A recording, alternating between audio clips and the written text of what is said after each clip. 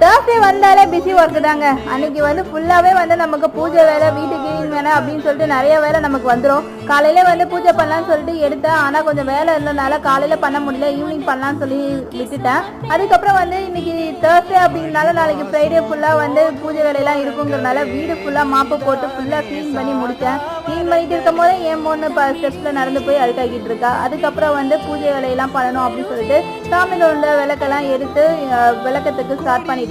இந்த வீடு வந்து ஃபர்ஸ்ட் டைம் இப்போதான் வந்து பூஜை பொருள்லாம் வாஷ் பண்ண போகிறேன். அதுக்கப்புறம் வந்து வாஷ் பண்ணிட்டு நைட்டு டின்னருக்கு என்ன செய்யலாம் அப்படின்னு யோசிச்சுட்டு இருந்தேன். மாவு இல்லை என்ன பண்ணலாம் அப்படின்னு யோசிச்சுட்டு இருக்கும்போது சடனாக எனக்கு தோணுது தான் சப்பாத்தி போடலாம் அப்படின்னு சொல்லிட்டு. அதுக்கப்புறம் நேற்று நைட்டு வந்து என் பொண்ணு ஒரு ஸ்நாக்ஸ் செஞ்சு தரேன்னு சொல்லிட்டு ஒரு ஸ்நாக்ஸ் வந்து லேஸில் வந்து வெஜிடபிள்ஸ்லாம் போட்டு செஞ்சு கொடுத்தா. இப்படியாவது என் பொண்ணு வெஜிடபிள்ஸ் சாப்பிட்றாருன்னு கொஞ்சம் சந்தோஷமா இருந்துச்சு.